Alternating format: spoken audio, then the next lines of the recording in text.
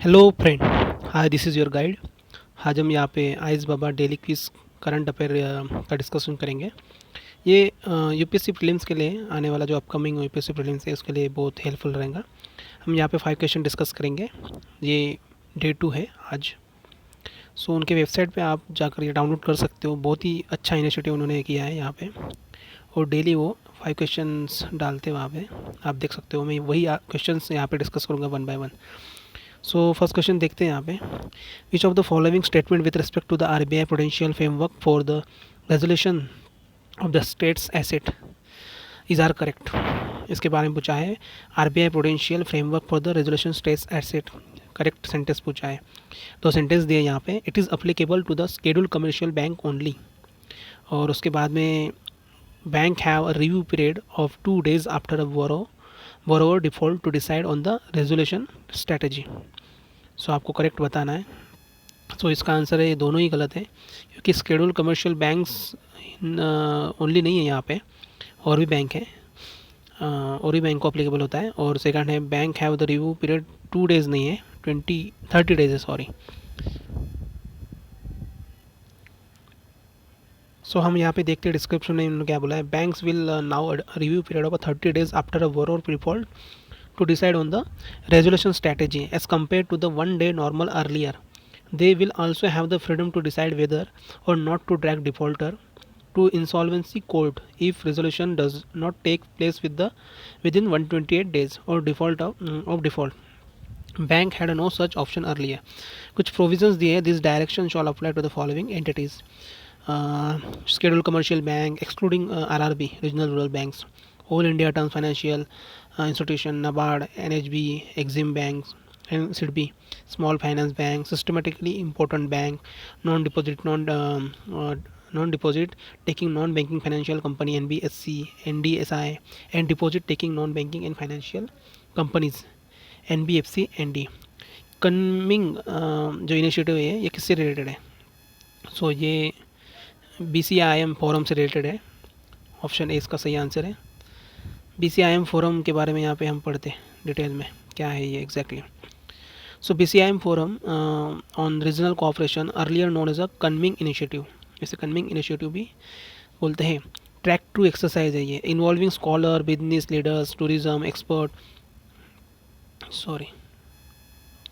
tourism expert, policy and technical personnel along with the government official, which aims to explore the and promote cooperation between the Bangladesh, China, India, Myanmar, focusing on their contiguous region. It represents the combined endeavor by the four countries to increase the connectivity, culture, trade, tourism ties, people to people contact among them. In the border regions in particular, the BCIM project also hopes to address the issues trans-border crime such as drugs trafficking, gun running, illegal immigration, and so on, through the increasing the inter-country cooperation and greater harmonization border policy। उसके बाद में third question है, ये है no frill account के बारे में है। नो फ्रिल अकाउंट के बारे में यहाँ पे पूछा है, आपको करेक्ट स्टेटमेंट पूछा है। No frill account is the aim to offer the most basic banking service to those from the low income backgrounds। और सेकंड है, option cannot offer chequebook facility to the no frill account. तो ये इसका सही है, question number option 1 सही है और ऑप्शन सेकंड गलत है। नो फ्रिल अकाउंट में चेकबुक की फैसिलिटी होती है, ऑफ़र करता है बैंक। सो यहाँ पे आप पढ़ सकते हो डिटेल में।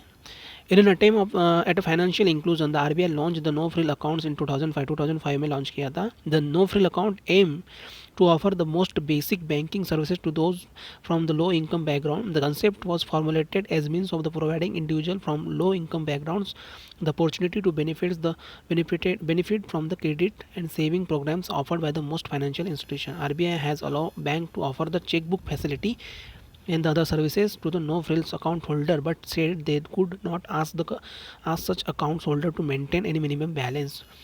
यहाँ पे मिनिमम बैलेंस मेंटेन नहीं करना पड़ता है ये नो फ्रिल अकाउंट में, यहाँ पे बताया है। क्वेश्चन नंबर 4 है, लीड बैंक स्कीम से रिलेटेड है। ऑप्शन दिए हैं यहाँ पे, 2 ऑप्शन दिए। It was introduce in during the 1991 reforms, and second है, it was started for providing the adequate banking and credit credit area through area approach with one bank assigned on one area. Correct statement बताना है। और second option सही है यहाँ पे, it was started for providing the adequate banking credit in rural areas through an area approach which one bank assign for a one area. So description में पढ़ते हैं हम लीड बैंकिंग स्कीम क्या है exactly. Introduce towards the end of the 1969 में हुआ था, ये ध्यान में रखना।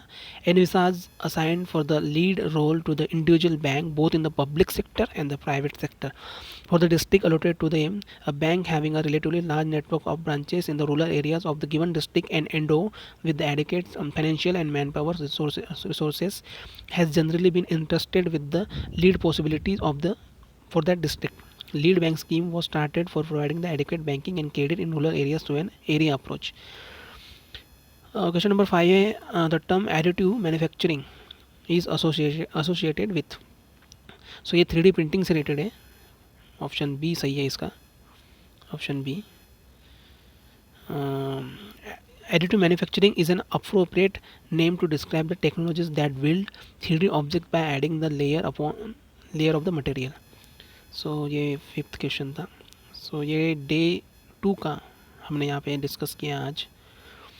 ये 5 क्वेश्चन है, बट ऐसे धीरे धीरे करके हम बहुत सारे क्वेश्चन यहाँ पे डिस्कस करेंगे और ये आपके प्रीलिम्स के लिए आपको हेल्पफुल रहेगा। ये जो टर्म्स वगैरह जो न्यूज़ में आते हैं बहुत ही अच्छे, ये करंट न्यूज़ में जो टॉपिक रहते हैं उसी से ये MCQs बनाते हैं, डेली क्विज़ बनाते हैं। मेरे चैनल को सब्सक्राइब कीजिए, लाइक कीजिए, कमेंट कीजिए, शेयर कीजिए। Thank you so much.